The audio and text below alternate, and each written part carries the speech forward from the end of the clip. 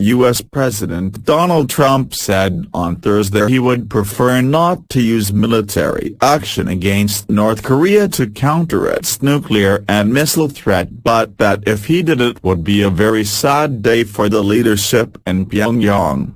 Trump again pointedly declined to rule out a U.S. military response following North Korea's sixth and most powerful nuclear test as his administration seeks increased economic sanctions, saying Pyongyang was behaving badly and it's got to stop. Military action would certainly be an option. Is it inevitable? Nothing is inevitable, Trump said during a news conference. I would prefer not going the route of the military, Trump said. If we do use it on North Korea, it will be a very sad day for North Korea. Even as Trump has insisted that now is not the time to talk to North Korea, senior members of his administration have made clear that the door to a diplomatic solution remains open, especially given the U.S. assessment that any preemptive strike would unleash massive North Korean retaliation. While Trump talked tough on North Korea, China agreed on Thursday that the United Nations should take more action against Pyongyang but also kept pushing for dialogue to help resolve the standoff.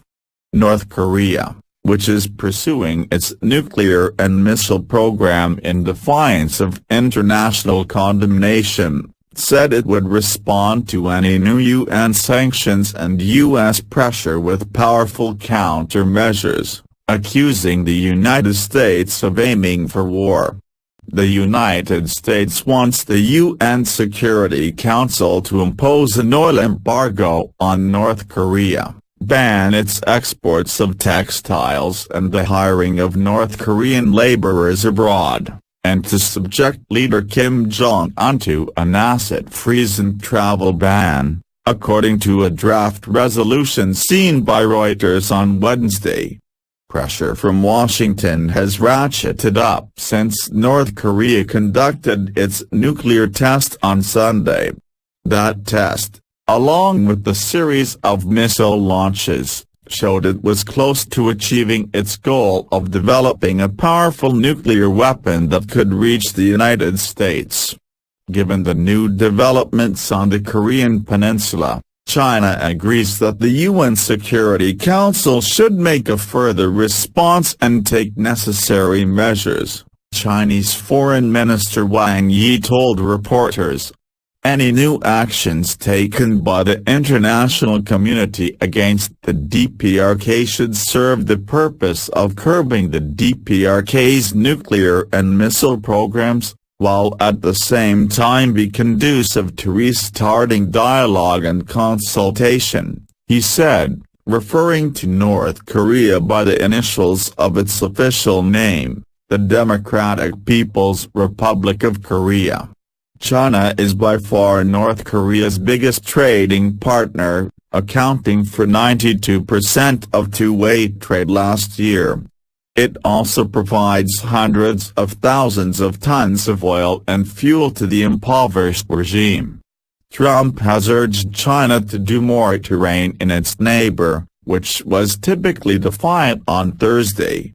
We will respond to the barbaric plotting around sanctions and pressure by the United States with powerful countermeasures of our own, North Korea said in a statement by its delegation to an economic forum in Vladivostok, in Russia's Far East. A UN Security Council diplomat said the U.S. draft was the cutting room floor resolution. It's everything, and that Russia had questioned what leverage it would leave the Security Council if North Korea continued to conduct nuclear and ballistic missile testing. Russia and China are not on board with the content of the resolution, the diplomat said, speaking on condition of anonymity. The United States has said it wants the draft resolution to be voted on Monday. Japanese Prime Minister Shinzo Abe and South Korean President Moon Jae-in spoke in Vladivostok and agreed to try to persuade China and Russia to cut off oil to North Korea as much as possible, according to South Korean officials. North Korea accused South Korea and Japan of dirty politics. North Korea says it needs its weapons to protect itself from U.S. aggression. South Korea and the United States are technically still at war with North Korea after the 1950–53 Korean conflict ended with a truce, not a peace treaty.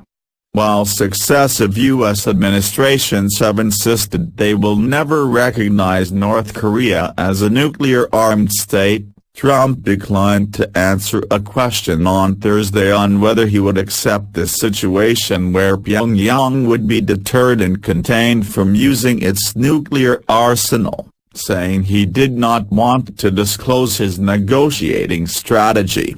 A senior U.S. official said afterwards it was unclear whether the Cold War-era deterrence model that Washington used with the Soviet Union could be applied to a rogue state like North Korea. The official, speaking on condition of anonymity, said there was grave risk that North Korea could miscalculate the U.S. response to its weapons testing and warned Pyongyang not to underestimate Washington's resolve.